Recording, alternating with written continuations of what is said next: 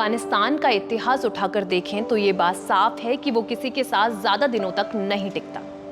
एक समय था जब कभी अमेरिका उसका दोस्त हुआ करता था, जब वो सोवियत संघ से लड़ रहा था, लेकिन बाद में वही अमेरिका उसका दुश्मन बन गया और अब वही सबक पाकिस्तान को भी मिल रहा है। अगस्त 2021 में तालिबान के काबुल की सत्ता में आने के बाद से पहली बार भारत और अफगानिस्तान के बीच राजनीतिक स्तर पर बातचीत हुई है। हाल ही में भारत के विदेश मंत्री एस जयशंकर ने अफगानिस्तान के विदेश मंत्री से फोन पर बात की और पहलगांव हमले की निंदा करने के लिए उन्हें धन्यवाद दिया। बता दें कि भारत और अफगानिस्तान जो कभी एक ही साम्राज्य का हिस्सा हुआ करते थे, उनके रिश्ते कभी अच्छे तो कभी तनावपूर्ण रहे हैं। लेकिन साल 1999 में इंडियन एयरलाइंस की फ्लाइट हाईजैकिंग इस रिश्ते की सबसे बड़ी चोट रही। ऐसे में सबसे बड़ा सवाल ये है कि एस जयशंकर तालिबान से बात अब क्यों कर रहे हैं।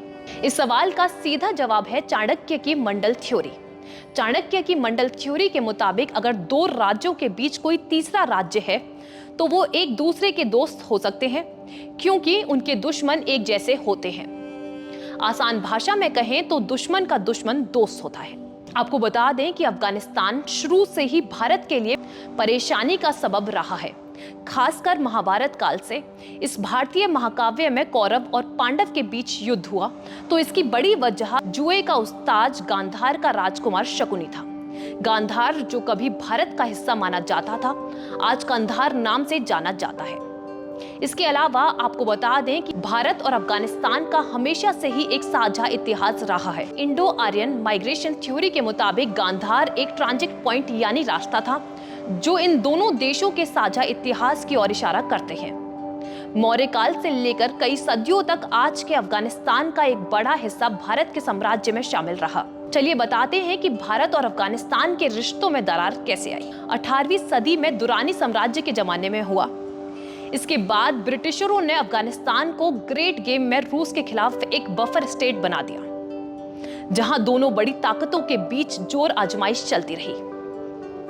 साल 1973 में जब अफगानिस्तान एक गणराज्य बना तो भारत ने एक दोस्त की तरह उसे फौरन मान्यता दे दी। ये नाजुक सी दोस्ती 1996 तक चलती रही, लेकिन तालिबान का उदय होते ही इस दोस्ती ने दुश्मनी का रूप ले लिया। चलिए आपको बताते हैं कि तालिबान ने हमें दुश्मन क्यों माना। बता दें कि तालिबान एक कट्टरपंथी लड़ाकू संगठन है जिसकी जड़ें पाकिस्तान में थी। साल 1996 में वो अफगानिस्तान में सिविल वॉर जीतकर सत्ता में आया। भारत के पास इस संगठन से दूरी बरतने की कई वजहें थी, मसलन पाकिस्तान से मिल रहा समर्थन, तालिबान की कट्टर सोच और मानव अधिकारों का उल्लंघन। इन्हीं वजहों से भारत ने तालिबान की सरकार को कभी मान्यता नहीं दी। वहीं साल 1999 के दिसंबर महीने में काठमांडू से दिल्ली आ रहा एक भारतीय विमान हाईजैक हो गया। ये प्लेन पाकिस्तान से जुड़े आतंकियों ने अगवा किया और आखिर में उसे कांधार ले जाया गया। उस वक्त तालिबान की मौजूदगी और उनके छुपे समर्थन के डर से भारत ने सीधे कोई कार्रवाई नहीं की। इसके बजाय भारत को 3 खतरनाक आतंकियों को छोड़ना पड़ा ताकि यात्रियों को सुरक्षित वापस लाया जा सके। यही वो पल था जब भारत और अफगानिस्तान के रिश्ते इतिहास में सबसे निचले स्तर पर पहुंच गए। वहीं साल 2021 में जब अमेरिका जल्दीबाजी में अफगानिस्तान से निकला तो एक बार फिर तालिबान गोलियों की आवाजों के बीच काबुल की सत्ता में लौट आया। भारत ने इस पर तुरंत कोई फैसला नहीं लिया, बल्कि इंतजार करो और देखो की नीति अपनाई। इस दौरान भारत ने रिश्तों को सिर्फ इंसानी मदद और सांस्कृतिक जुड़ाव तक सीमित रखा। हालांकि अफगानिस्तान के साथ कई सालों तक गुप्त मुलाकात और बैक चैनल बातचीत की अफवाहें चलती रहीं, जिन्हें भारत ने हमेशा नकारा। लेकिन 8 जनवरी 2025 को पहली बार कुछ ऑफिशियल हुआ, जब भारत के विदेश सचिव विक्रम मिस्री ने अफगानिस्तान के विदेश मंत्री से मुलाकात की और अब एस जयशंकर ने भी तालिबान के विदेश मंत्री से बात कर ली है। यानी काबुल तक इस टेढ़े मेढ़े रास्ते में एक नया मोड़ आ चुका है।